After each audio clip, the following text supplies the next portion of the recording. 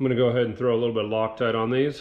I do not want any of this stuff coming loose down in here and eating the timing belt and blowing the motor. So put a little bit of this cherry bomb chapstick on here just for safety.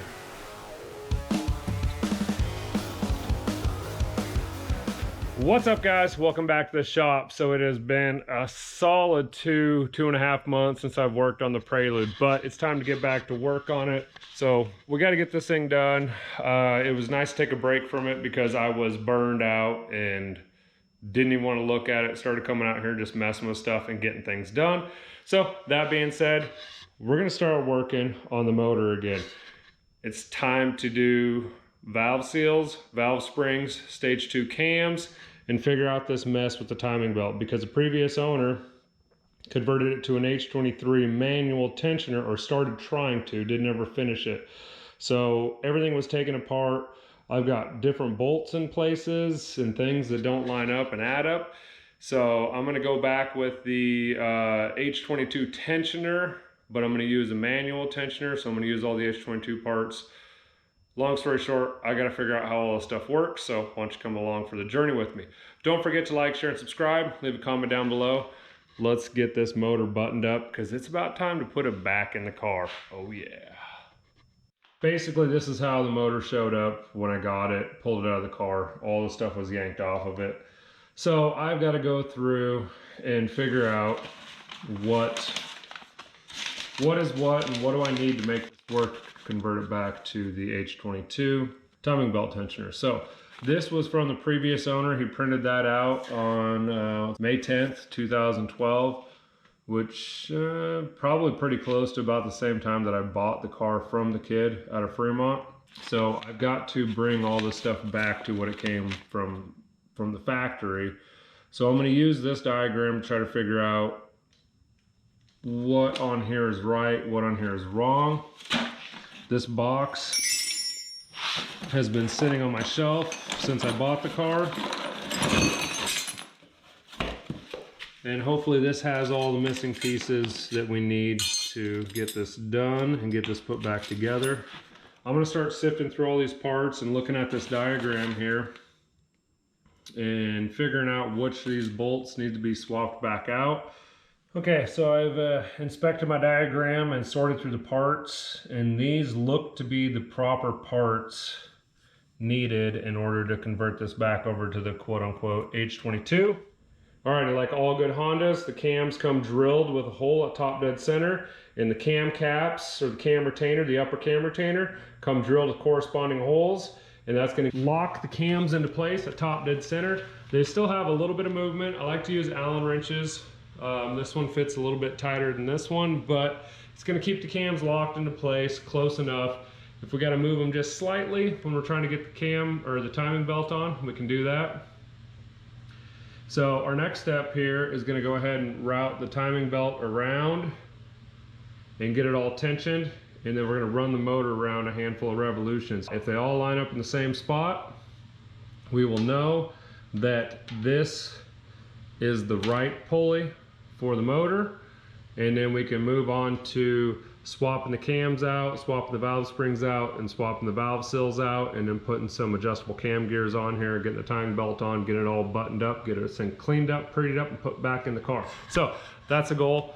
Let's get the timing belt on, get it tensioned, and spin this thing over. Oh yeah.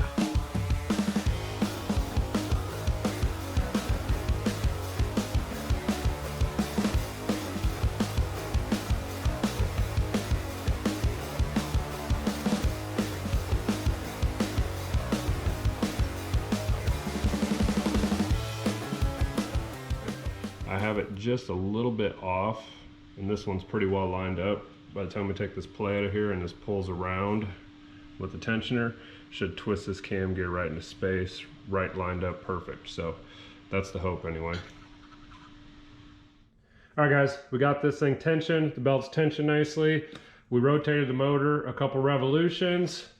Dot lined up there, dot came across there, everything's looking good. So now we know that that's the right pulley. We know everything's gonna work since this was all taken apart and kind of guessed to make sure things were gonna go back together. So now we can go ahead and blow this apart again and start pulling the cams out. Okay guys, so in order to get the cams out, we need to go ahead and loosen all of these bolts here. The loosening procedure is pretty simple. Start on the outside and working your way back and forth, and then switch sides, outside, outside, back and forth, and then you'll come back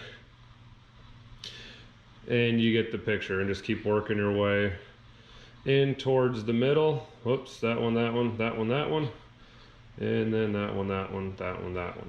So pretty simple. So we're gonna go ahead and get those loosened up, pull these off. We want to make sure we keep everything in order so that everything can go back in the same spot, especially with like the rockers and all that stuff. So let's get this blown apart.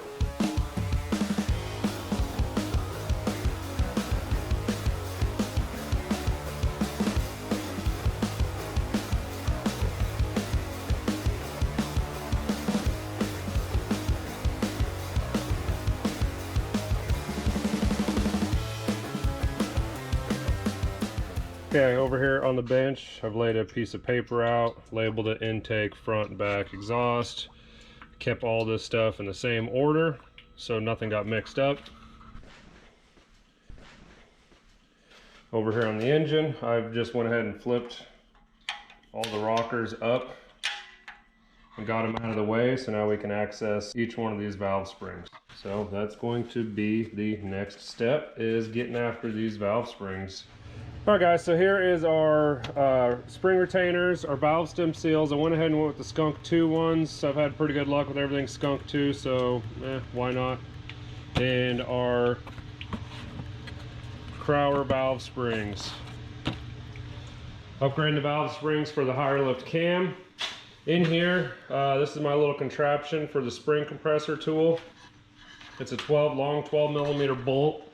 It just has a little bit of a bend to it to kind of match the valves, the angle of the valves. And then I had this socket here that I had made for my hard lines on the Duramax for the injectors to take them loose. But I just went ahead and modified it and opened it up a little bit more. And so how this works, so this is a piece from the leak down tester. You go ahead and just screw it in the spark plug hole, bottom it out.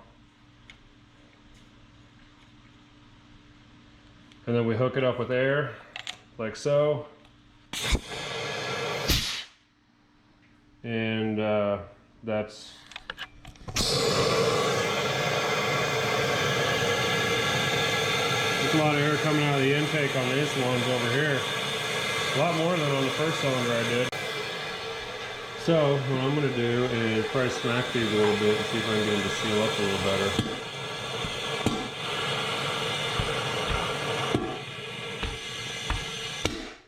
There we go. So I think we just had some crud in there on the valves. They're probably stuck open for a while. So that's got a nice seal to it now. So all I do is set my socket down in there on the valve spring.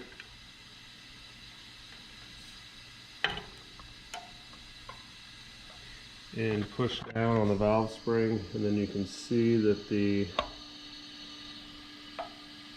keepers are loose. And we just simply take a magnet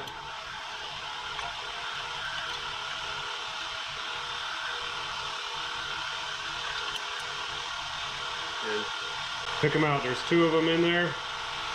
Once we get those out, let's go ahead and pick it up.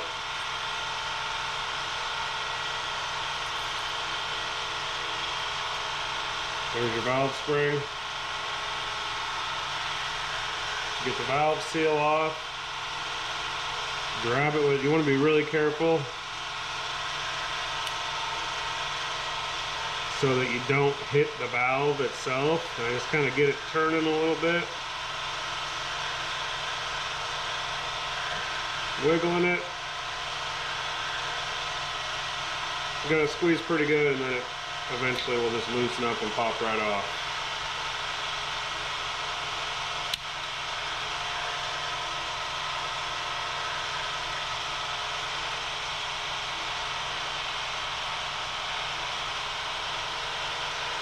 There's the valve seal. It's a little crushed from pulling it off, but that's fine. new valve seal. I'm just going to put a dab of assembly lube on there. Two reasons. One, I want to make sure that's nice and greased up where that valve's going to go through so it doesn't catch any edges and tear that. And then it'll help kind of seat this.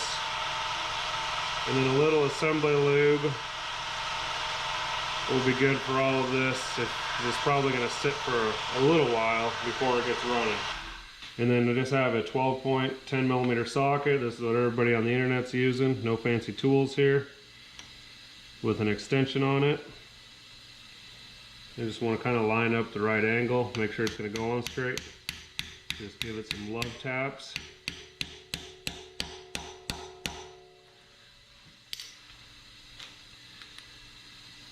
You'll hear it kind of change sounds a little bit there, like it gets a little harder. That means you're down all the way. Drop your new valve spring on with the new retainer.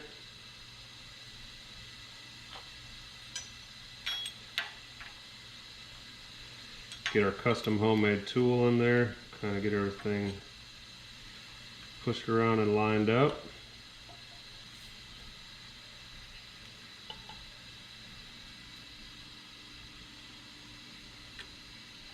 There we go. Hardest part's getting it to line up with the valve. Go ahead and compress it down. You want to be careful not to drop these locks in here either, because they'll probably end up in the bottom of the motor. Grab it with some needle nose pliers because I can't get my fat fingers down in there.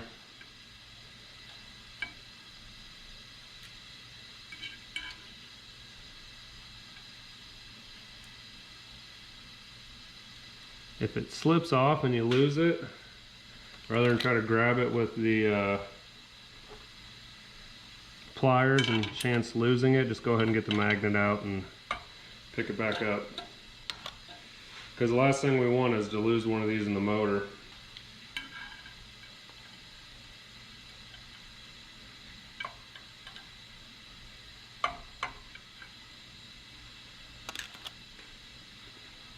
I like to use a little screwdriver to get it kind of twisted around into place and push down.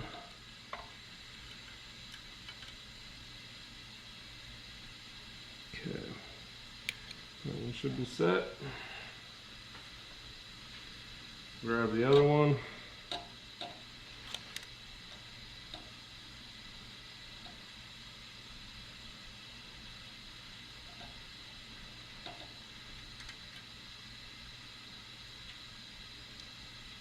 This is the worst part about it.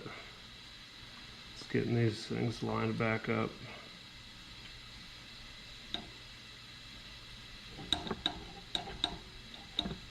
Alright, that one's done. Now we can go on to the next one. Same thing, just like we did on the last one.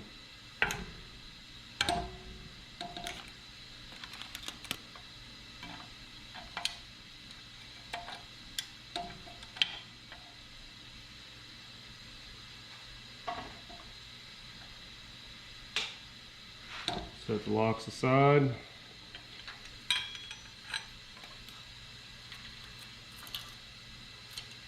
There's your springs and retainer. All right guys, so we've got all of the valve springs and valve seals and retainers replaced. I went ahead and just put a little assembly lube on all of the tips and all the wear surfaces down there. And we're ready to go ahead and throw the cams in here. I did go ahead and pick up some new, that's the end seal, the back seal back here. Just went and got a new one of those just to be safe. And then some camshaft seals for the front up here for the new cam. So new cams are over here, wrapped up in that greasy rag to keep them from rusting. I'm gonna go ahead and get those cleaned up and get the new cam seals put on it. And we're going to start reassembling this. We're going to get this top end buttoned back up tonight, and we'll be one step closer to getting this thing up and running. Yes sir, it's going to happen. Alright guys, so we got this all buttoned back up. Quick procedure, what I did here is I coated everything with assembly lube underneath here, coated all the bearing surfaces, the cam surfaces, the lobes of the cam, and then I installed the two front cam seals and the rear plug back here. And then we went ahead and got the cam caps on.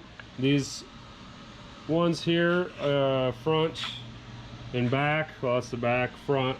Went ahead and put a dab of RTV in between each one of these caps right here. And I need to wipe the excess off, but put a dab of there just to keep that from leaking any oil through the cap area. And then went ahead and just tightened, made sure my cams were pointed up, the keyways were pointed up or pretty close to pointed up. Went ahead and put all the caps on and just tightened up all of the bolts finger tight, and then went back and just gave them a couple turns with the wrench in the proper sequence for tightening. And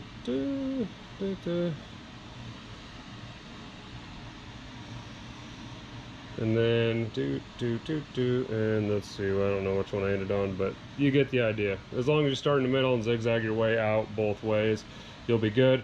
Got everything tightened down with the wrench, went over that twice with just a regular ratchet, just kind of snugging everything up, working it down a little bit as I went, and then got the torque wrench out. 19 foot-pounds for all the 12mm bolts, and again did that same torque pattern. And then these guys out here, these little 10mm bolts on the end, were 9 foot-pounds. So got everything torqued down, went over it 2 times, made sure everything was good. I'm gonna get this excess RTV wiped off in the corners before it sets up, and we will be good to start throwing the cam gears on. Yes!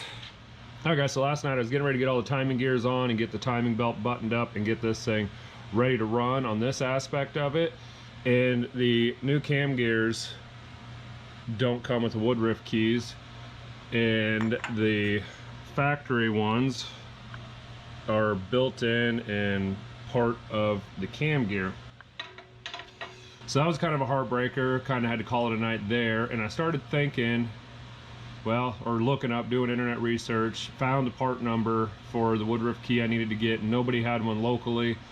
And I was just racking my brain because I did not remember having to replace that key or find a key when I did this on my non-VTEC H23 a million years ago.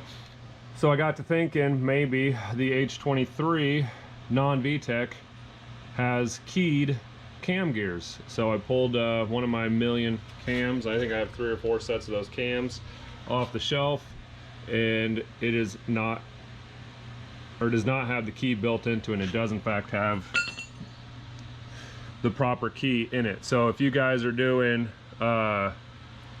H22 heads and you've got H23 non-VTEC head laying around, or if you're, you know, sometimes people just have lots of extra parts laying around like I do, you can go ahead and scavenge some of those parts. And now we're able to get and they fit perfect in there, everything's going to be good. So now we can go ahead and get the timing gears torqued down. I believe it's 37 foot-pounds. We'll go verify that. Sprocket VTEC, 37 foot-pounds. And I'm going to put a little dab of Loctite on each one of these also, just because I'm always paranoid that anything that's spinning and the timing wise, I don't want to have come loose, because if it comes loose, the motor's ruined, because these are interference motors, and that's no good. We don't want to put all our time and money and energy into this and then have everything just ruined because of a bolt walking out. So I'm going to go ahead and get these cam gears installed and torqued into place, and then we'll get to work on getting the timing belt in and getting this thing buttoned up. All right guys, back to the timing belt here. So I was going through all the parts and everything, just making sure I had everything I needed in order to get this timing belt on. And of course, we were missing one piece, the timing belt tensioner pivot bushing, which is this guy right here. I looked all through my garage all day on Saturday, every single little bucket, tote, anything I had with Honda Prelude parts in it, nothing. So previously I just kind of had this thing mocked up on here, and this bolt with that rubber grommet on there, that was kind of centering that and holding it into place. Well, if I didn't have this pivot bushing in here over time, I'm sure that bushing would move and bend, and it would start twisting the timing belt tensioner out of alignment, and we'd have timing belts walking off or wearing out or breaking. So wanted to make sure I got the right parts for that. We got one ordered in. Kind of a hard part to find. Only a handful of websites had them. And then this bolt right here I took out, and I was just going to leave out, but I did a little bit more research on it, and that must go into an oil passage. So that bolt has to go back in, and it is back in and installed with some thread sealer on it to keep it from seeping oil. So let's go ahead and get this bushing installed and the timing belt tensioner installed, and we'll go ahead and get the timing belt on, and then we can make sure everything's where it needs to be. All right guys, so we got the timing belt on and all buttoned up, nice and tensioned. All of our marks line up, we're good there. I need to go ahead and put each cam gear at 0, which that one's pretty close. I need to rotate that a little bit, so I got to loosen these bolts, rotate this one just slightly. I'm going to start at 0, and then we'll clamp a couple of them down, and then we will end up probably degreeing this cam at some point. I just don't know if I'll be able to do it right now or not. So I'm going to get the cam gears zeroed out and get those locked down, and the timing and the cams and the valve springs and the valve seals is a wrap. So I'm going to call it a wrap for this episode. Thanks for watching, and we'll check you on the next one. We're going to hear this thing run pretty soon. Soon? Soon. Pretty soon. Can't talk that well.